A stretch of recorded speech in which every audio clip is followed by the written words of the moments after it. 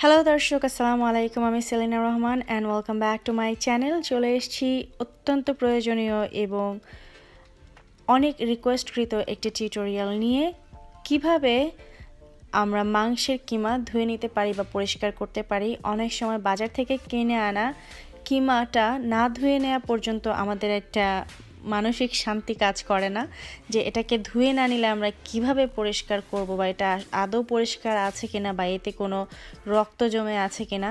তো সেসব চিন্তা থেকে অনেকেই আসলে এই কিমার মাংসটা খাওয়াই বাদ দিয়ে দেয়। চলুন তাহলে দেখে নিই কীভাবে এটা ইজিলি ক্লিন করে নেওয়া যায়।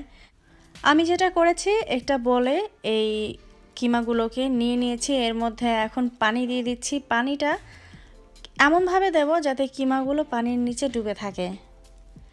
এখন একটা কাঠি দিয়ে এটাকে নেড়ে নেড়ে এই পানির মধ্যে ভাঁজগুলোকে খুলে দেব। আপনারা চাইলে এরকম একটা কাঠিও ব্যবহার করতে পারেন, আবার একটা কাঁটা চামচও ব্যবহার করতে পারেন। তবে হাত দিয়ে এটাকে নেড়ে চেড়ে একদম পানির সাথে মিলিয়ে না ফেলাই ভালো। কারণ হচ্ছে মোস্টলি এখানে আসলে বোনলেস মাংস থাকে। এটাতে যে অনেক বেশি ময়লা থাকে ঠিক তাও না, তবে এরকম বেশি পানিতে এভাবে কিমার ভাঁজগুলোকে খুলে দিলে অনেকাংশে এটা পরিষ্কার হয়ে যায়। যখন এটা অলরেডি সমস্ত একটু রক্তটা বের হয়ে গেছে এবং পানিটা ময়লা হয়ে গেছে, তার মধ্যে আরও একটু পানি দিয়ে দেব। এটা এভাবে ভাঁজগুলো খোলার পরে কিছুক্ষণ নেড়ে আবার যখন এই পানিটা দিলাম, এতে করে যেটা হয়েছে, নিচ থেকে কিন্তু আরও রক্ত এবং ময়লা উপরে চলে আসছে। এবং আপনারা লক্ষ্য করুন, কিমার রঙটাও কিন্তু অনেক হালকা হয়ে এসছে এবং বোঝাই যাচ্ছে এটা অনেকখানি পরিষ্কার হয়ে গেছে। আমি এখন এটার পানিটাকে ঢেলে নেব এবং আপনারা চাইলে এই প্রসেসটা সেকেন্ড টাইমও করতে পারেন।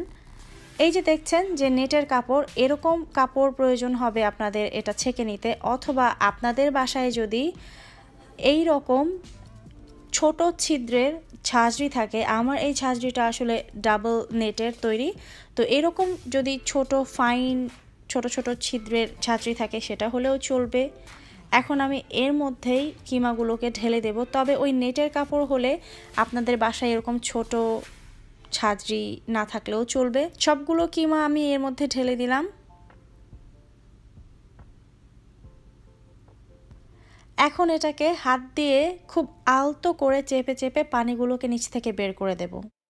এই ক্ষেত্রে আপনাদের হাতে যদি সময় থাকে তাহলে কিন্তু এটাকে অনেকখানি সময় রেখেও দিতে পারেন এভাবে চেপে নেওয়ার পরে। এতে করে কিমা থেকে একদম সম্পূর্ণ পানি বের হয়ে যাবে, যেটা আমাদের প্রায় রেসিপিতেই খুবই প্রয়োজনীয়। এটা দিয়ে মিটবল করা হোক বা কাবাব করা হোক বা কিমার ভুনা করা হোক, কিমাতে যদি পানি থাকে তাহলেই কিন্তু রেসিপিটা একটু অন্যরকম হয়।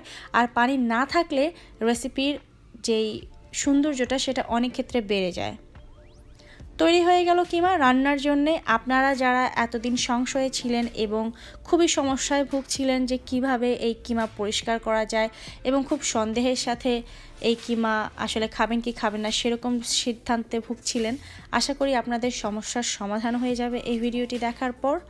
যদি ভালো লেগে থাকলে অবশ্যই আপনাদের ফ্রেন্ডস অ্যান্ড ফ্যামিলির সাথে শেয়ার করবেন, যাতে তারাও এটা থেকে উপকৃত হতে পারে। আর আমার চ্যানেল সাবস্ক্রাইব করে না থাকলে অবশ্যই সাবস্ক্রাইব করবেন আমাকে সাপোর্ট করার জন্যে। আবারও হাজির হয়ে যাব এরকম আরও অনেক টিউটোরিয়াল নিয়ে। সেই পর্যন্ত আপনারা সবাই ভালো থাকবেন, সুস্থ থাকবেন, আমাদের সবার জন্য দোয়া করবেন। And keep watching Selina Rahman. আল্লাহ হাফেজ।